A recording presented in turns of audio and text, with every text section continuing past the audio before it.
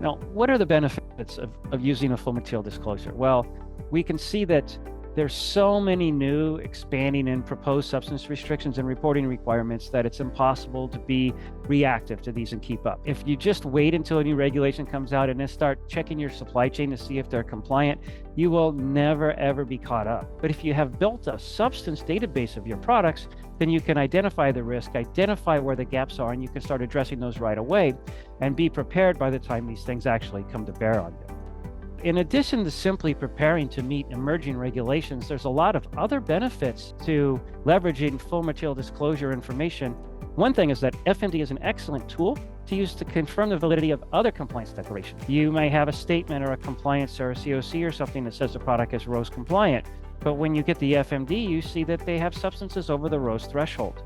So now you have some conflicting information that you can go back to the supplier and clear up. You can also look at the technical way that the information has been provided. So an example of a compliance statement that indicates a part contains lead and glass, which means that lead is exempt from SVHC reporting. Lead is an SVHC, but if it's present inside a glass matrix, well, since glass is considered a UBCB by REACH, then it's not reportable as an SVHC. However, when you get the FMD from the supplier and it shows that lead's actually not present in glass matrix, it's present in a solder, and it actually is reportable. So there's a lot of value in having this full material disclosure data when you're processing these other declarations and these other due diligence documents.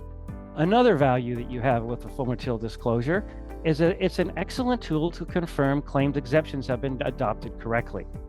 In this example, I have an IC regulator, a voltage regulator here, that it says, hey, I'm compliant to the RoHS regulation, but I'm using exemption 7A.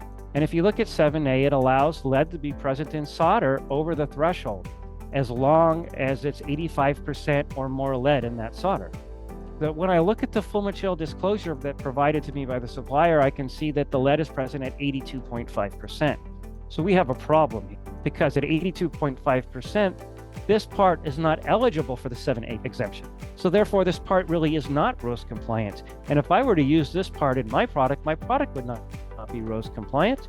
It would be non-compliant, and I wouldn't be able to put the CE mark on my product and sell it in the EU. And I can go back to the supplier and get this cleared up. So once again, that FMD data that I've collected has become an excellent validation tool to show due diligence against validating the information I'm receiving from other sources. So in addition to telling us what substances are present in the item that I'm receiving from my supplier, that also tells me the locations. This is very valuable for something like Proposition 65.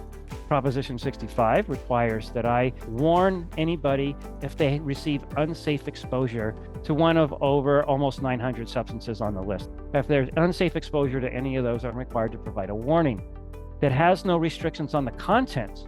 I could have as much of those substances present in my product as I want, as long as there's not unsafe exposure. And if there is, I just need to provide a warning. So do I need to provide a warning on my product? Well, if I look at this particular component, which is a semiconductor, I can see that they have reported Prop 65 substances present, carbon black and lead. But when I look at the carbon black, I can see it's contained within the mold compound, and carbon black is an inhalation risk substance. So I can see based on how that's implemented, there's no inhalation risk here. I can look at the lead and see that that's encapsulated inside of this IC. So there will be no chance that any user is going to have any kind of dermal or oral contact, inhalation contact with that lead. So I have eliminated any risk of exposure by identifying where these are located. FMD is an excellent tool to provide metrics for supplier trustworthiness risk analysis that's required by the EN IEC 63000 standard. So it confirms suppliers basing their compliance statements and certificates on real substance information and not just passing declarations up and down the supply chain. We can validate all the other supplier documents for accuracy. So if we have a supplier that's giving us inconsistent information, then that can feed into our trustworthiness score for that supplier. We can also use this to determine the risk level of restricted substances being present in specific parts. For example, I have multiple suppliers. They provide me data on the Mylar sheets I use as insulators, and I can see based on all the data I've received from all my suppliers that Mylar sheets are not at risk for containing row substances. On the other hand, I can see that suppliers of semiconductor products are at risk for containing lead and have to claim exemptions all the time. So I'm going to assign semiconductors a higher risk of containing these substances. They're going to have a higher risk rating than the ones that don't. So I can combine all that information together to produce the kind of risk analysis required by the IEC 63000 standard. Additionally, there's other validation that I can bring into this as well, right? If I have FMD data, then I can actually start pulling samples at the incoming parts at the factory and have the factory do XRF screening of those. Then I can compare the XRF screening data to the FMD provided to the supplier and make sure they match. For example, the supplier says this part has no lead in it. So when I do the XRF screening, I get a spike for lead.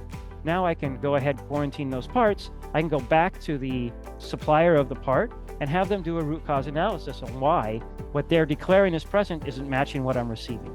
And it also allows you to identify gaps in supplier data and the use of proprietary substances within the supply chain. The more unknown substances or trade secret substances present, the higher risk there could be something in there you don't know about.